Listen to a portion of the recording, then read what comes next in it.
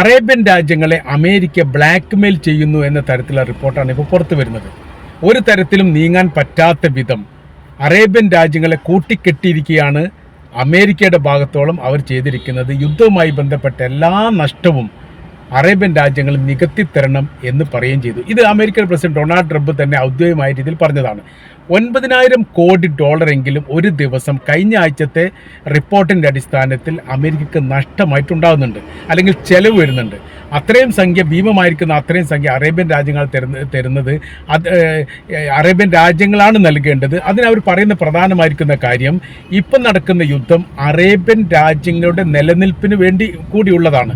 മാത്രവുമല്ല, അവിടെ ആ രാജ്യത്തു നിന്ന് ഉൽപ്പാദിപ്പിക്കപ്പെടുന്ന പെട്രോളിയം മറ്റ് രാജ്യത്തേക്ക് വിൽപ്പന നടത്തണമെങ്കിൽ ഹോർമുസ് കടലിടുക്ക് തുറക്കൽ നിർബന്ധമാണ്. സ്വതന്ത്ര പാതയായി അത് മാറുന്നില്ലെങ്കിൽ അമേരിക്ക കിട്ടുന്ന വരുമാനം ഏറെക്കുറെ അത് 30% ചുരുങ്ങാൻ സാധ്യതയുണ്ട്.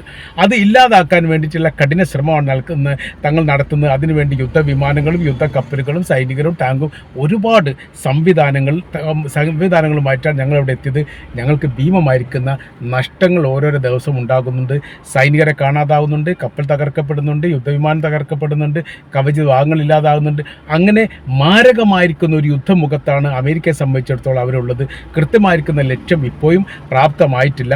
അതിനുവേണ്ട ശ്രമങ്ങൾ നടത്തുന്നു. നിങ്ങൾ ചെയ്യേണ്ടത് ഞങ്ങൾക്കുള്ള നഷ്ടം നികത്തി തരണമെന്നുള്ളതാണ്.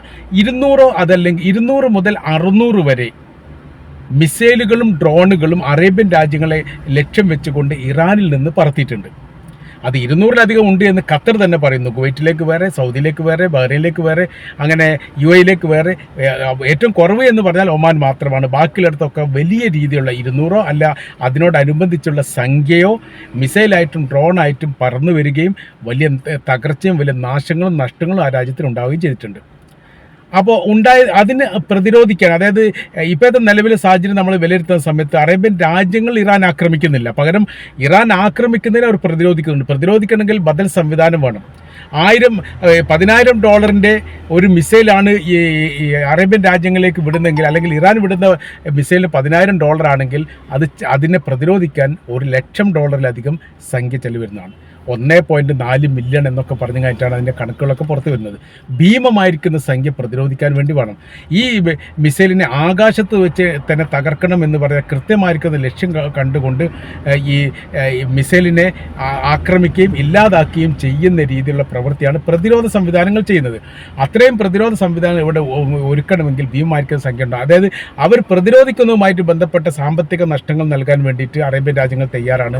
എന്നാൽ യുദ്ധവുമായിട്ട് ബന്ധപ്പെട്ട കെടുതികളും വിഷയങ്ങൾ ഉണ്ടാകുന്ന സമയത്ത് അതിൻ്റെ ബാധ്യത കൂടി അറേബ്യൻ തലയിൽ വെച്ച് കിട്ടുക എന്നുള്ളത് ശരിയല്ല എന്നൊരു അഭിപ്രായം പുറത്തു വന്നിരിക്കുകയാണ്. പക്ഷേ അറേബ്യൻ രാജ്യങ്ങളെ സംബന്ധിച്ചിടത്തോളം ഇപ്പോഴത്തെ നിലവിലെ യുദ്ധസമാന സാഹചര്യം നിലനിൽക്കുന്ന സമയത്ത് അവരുടെ സൈനിക ബേസിൽ നിന്ന് അമേരിക്കക്കാരോട് ഒഴിഞ്ഞു പോകാൻ വേണ്ടി പറ്റില്ല, പറയാൻ വേണ്ടി പറ്റില്ല. ഇനി വല്ല കാരണവശാലും പറഞ്ഞാൽ അവർ പോയിട്ടില്ലെങ്കിൽ അമേരിക്കയുമായിട്ട് ഒരു യുദ്ധം ചെയ്യാനുള്ള ആരോഗ്യമായിരിക്കുന്ന പരിസ്ഥിതി അറേബ്യൻ രാജ്യങ്ങൾക്കില്ല. അപ്പോൾ അങ്ങനത്തെ ഒരു വലിയ വിഷയം പറയുക എന്നല്ലാതെ, ഉപദേശിക്കുക എന്നല്ലാതെ, നിർദ്ദേശിക്കുക എന്നല്ലാതെ, അപേക്ഷിക്കുക എന്നല്ലാതെ അതിൻ്റെ അപ്പുറം ചെയ്യാനൊന്നും നിലവിലെ സാഹചര്യത്തിൽ അറേബ്യൻ രാജ്യങ്ങൾക്ക് പറ്റില്ല. പകരം അവർക്കെതിരെ അമേരിക്ക തിരിഞ്ഞാൽ ഇവരുടെ നിലനിൽപ്പുമായിട്ട് ബന്ധപ്പെട്ട വലിയ വിഷയങ്ങൾ വരും. അപ്പോൾ പല ഘട്ടങ്ങളിലും ഖത്തർ തന്നെ സൈനികമായിരിക്കുന്ന ബേസിന് നിയന്ത്രണം വരുത്തണമെന്നും ഈ ഭൂപ്രദേശത്ത് നിന്ന് അല്പാൽപമായിട്ട് പിരിഞ്ഞു പോകണമെന്നും അവർ പറഞ്ഞതായിരിക്കുന്ന റിപ്പോർട്ട് പുറത്ത് വന്നിട്ടുണ്ട്, ഔദ്യോഗികമല്ലെങ്കിൽ പോലും. അത് കരാർ വ്യവസ്ഥ പ്രകാരം കാലാവധി അവസാനിച്ചിട്ടില്ലെന്ന് ഇറാഖിനോട് മുൻപ് അമേരിക്ക പറഞ്ഞ രീതിയിലുള്ള അതേ രീതിയിലാണ് ഖത്തറിനോട് മറുപടി പറഞ്ഞത്. ഞങ്ങളിവിടെ നിൽക്കുക എന്നുള്ളത് നിങ്ങളുടെ സുരക്ഷിതമായിട്ട് ബന്ധപ്പെട്ട ആവശ്യമാണ്. ഇപ്പോൾ ഇറാൻ നിരന്തരം ആക്രമിക്കുന്നു, ഞങ്ങൾ പ്രതിരോധിക്കുന്നില്ലെങ്കിൽ നിങ്ങളുടെ രാജ്യം തന്നെ ഇല്ലാതാകും. അതിന് ഇറാൻ പറയുന്ന ഒരു മറുപടി ഉണ്ട്, ഞങ്ങൾക്ക് അറബ് രാജ്യങ്ങളോട് ശത്രുതയില്ല, എതിർപ്പില്ല, അവർ ഞങ്ങളുടെ സൗഹൃദ രാജ്യമാണ്, അവർ തങ്ങളെ ആക്രമിക്കുന്ന ഒഴിവാക്കുകയും ചെയ്യാം. പക്ഷേ ഇത്ര കാര്യം ചെയ്താൽ മതി, അമേരിക്കയുടെ സൈനിക ബേസ് അവിടെ നിന്ന് ഒഴിവാക്കണം, അമേരിക്കയുടെ സൈനികരെ എന്ത് ചെയ്യണം, രാജ്യത്ത് നിന്ന് പുറത്താക്കണം. അപ്പോൾ കെട്ടുപണിഞ്ഞ് കിടക്കുന്ന ഒരു വലിയ വിഷയമാണ്. ഇതെങ്ങനെ പരിഹരിക്കണം എന്നുള്ള യഥാർത്ഥത്തിൽ അറേബ്യൻ രാജ്യങ്ങൾക്ക് അറിയില്ല. ഇതിപ്പോൾ ആരെ കൂടെ നിൽക്കണം, ഇറാൻ്റെ കൂടെ നിന്നാൽ അമേരിക്കയായിട്ട് പ്രശ്നം, അമേരിക്കയുടെ കൂടെ നിന്നാൽ ഇറാനുമായിട്ട് പ്രശ്നം, അതിന് രണ്ടും മധ്യ നിൽക്കുക എന്ന് പറഞ്ഞാലോ അത് അതിനേക്കാണ് വലിയ പ്രശ്നം. ഇങ്ങനത്തെ ഒരു വല്ലാത്തൊരു പരിസ്ഥിതിയിൽ എത്തിയിരിക്കുന്നു എന്നുള്ളതാണ്. അപ്പോൾ എന്തൊക്കെയാണ് ഇത് യുദ്ധവുമായിട്ട് ബന്ധപ്പെട്ട് അതിൻ്റെ അകത്ത് നടക്കുന്ന ആന്തരികമായിരിക്കുന്ന വിഷയത്തെക്കുറിച്ച് ഒരാൾക്കും യഥാർത്ഥത്തിൽ ഒരു വിവരവുമില്ല. കേൾക്കുകയും അറിയുകയും ചെയ്യുന്ന സംഗതികളല്ലാതെ ഇപ്പോൾ ഹോർമുസ് കടലുമായിട്ട് ബന്ധപ്പെട്ട് യഥാർത്ഥത്തിൽ ഇറാനെ സംബന്ധിച്ചിടത്തോളം ഇപ്പോൾ അവിടുന്ന് വരുന്ന റിപ്പോർട്ടിനെ ആസ്പദമാക്കി നമുക്ക് പറയുന്ന സമയത്ത് ചാകരയാണ്. സാധാരണഗതിയിൽ അറേബ്യൻ കടലിൽ നിന്ന് ഈ ഹോർമുസ് കടൽ വഴി യൂറോപ്യൻ രാജ്യങ്ങളിലേക്കോ ഏഷ്യൻ രാജ്യങ്ങളിലേക്കോ ഒരു കപ്പൽ വരികയാണെങ്കിൽ വലിയ ഫായ്ദയൊന്നും ഈ ഇറാൻ എന്ന് പറയുന്ന രാജ്യത്തിന് ഉണ്ടാവില്ല. അത് കാരണം എന്ന് പറഞ്ഞാൽ അത് സ്വതന്ത്ര ഭൂമിയായിട്ടോ അതല്ലെങ്കിൽ അന്താരാഷ്ട്ര പാതയായിട്ടോ അങ്ങനെ ഒഴിച്ചുവിടും. ഇവിടുന്ന് പെട്രോളിയം കയറ്റുന്നു, മറ്റു രാജ്യത്തേക്ക് പോകുന്നു, ഒരു സ്വതന്ത്ര പാതയിലൂടെ യാത്ര ചെയ്യുന്നു, അത്രയേ ഉള്ളൂ, അവസാനിച്ചു. പക്ഷേ ഇപ്പോഴത്തെ സ്ഥിതി എന്ന് പറഞ്ഞാൽ യുദ്ധമായി വന്ന സമയത്ത് അവിടെ മതിലുകൾ തീർത്തു, അവിടെ ബ്ലോക്ക് ചെയ്തു, അടക്കപ്പെട്ടു. പിന്നെ അത് നിരീക്ഷിക്കാൻ വേണ്ടി പ്രത്യേക സംഘത്തെ ഏൽപ്പിച്ചു. ഈ തങ്ങളുടെ അതിർത്തി മേഖലയിലൂടെ, അതായത് ഹോർമുസ് കടൽ പൂർണ്ണമായിട്ടും തങ്ങൾക്ക് അവകാശപ്പെട്ടതാണ് എന്ന് തന്നെയാണ് ഇപ്പോൾ ഇറാൻ പറയുന്നത്. കാര്യം എന്ന് പറഞ്ഞാൽ 25 കിലോമീറ്റർ വീതിയാണ് ഈ ഹോർമുസ് കടലിൻ്റെ ഇറാൻ്റെ അതിർത്തിയിൽ നിന്ന് അതിൻ്റെ അതിർത്തി അവസാനിക്കുന്ന ഒമാൻ അതിർത്തി വരെയുള്ളത് ഏകദേശം കണക്കാക്കുന്നത്. അതിൽ ഒരു 4-5 കിലോമീറ്റർ മാറിയിട്ടാണ് കപ്പൽ യാത്രാ സഞ്ചാരങ്ങളൊക്കെ ഉണ്ടാവുക. കാരണം അടുത്ത് കരയോട് ചേർന്ന് ഒരിക്കലും കപ്പൽ വരില്ല.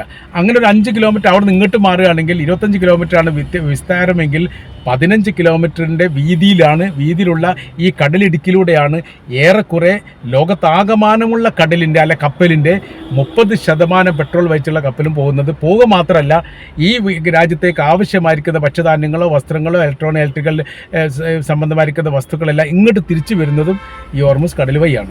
അപ്പോൾ വലിയ രീതിയിൽ ചുങ്കം വാങ്ങുന്ന പ്രവർത്തിക്കുന്ന സാധാരണഗതിയിൽ ഇറാൻ ചെയ്യാറില്ല. ഇപ്പോൾ യുദ്ധവുമായിട്ട് ബന്ധപ്പെട്ട വിഷയ സമയത്ത് $2 മില്യൺ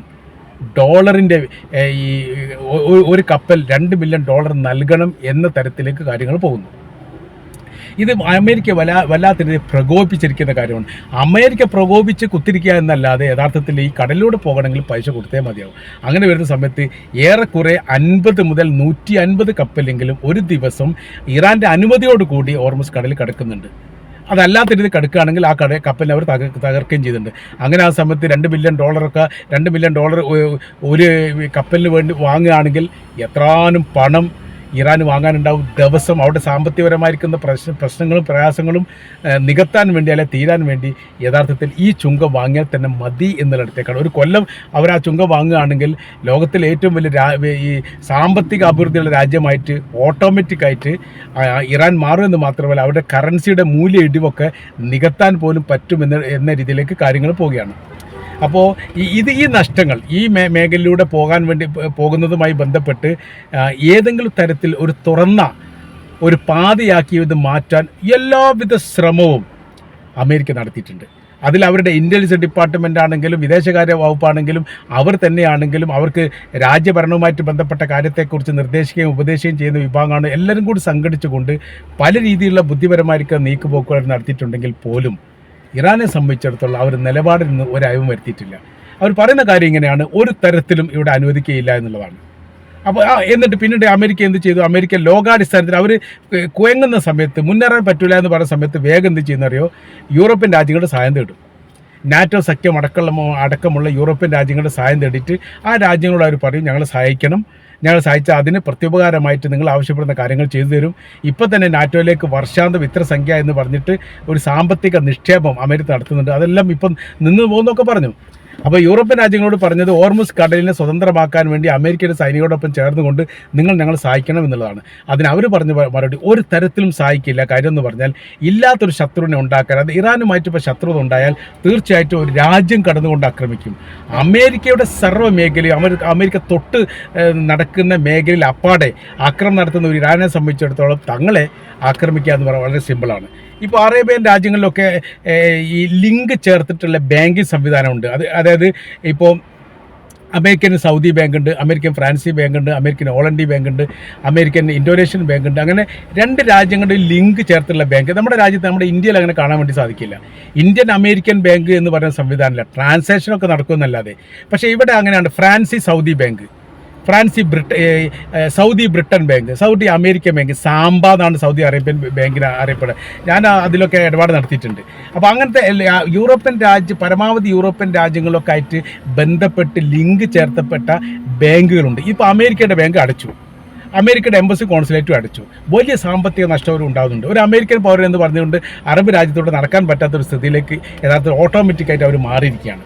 അപ്പോൾ അങ്ങനെ വരുന്ന സമയത്ത് ഇപ്പോൾ യൂറോപ്യൻ രാജ്യങ്ങളെ സംബന്ധിച്ചിടത്തോളം വലിയ സാമ്പത്തിക സ്രോതസ്സും ആസ്തിയുമുള്ള രാജ്യങ്ങളാണ് അറേബ്യൻ രാജ്യങ്ങൾ. വലിയ നിക്ഷേപങ്ങൾ അവർ നടത്തും. അവരുടെ വരുമാനം കൊണ്ട് രാജ്യം പോലും സമ്പന്നമാകുന്ന സ്ഥിതി ഉണ്ടാവും.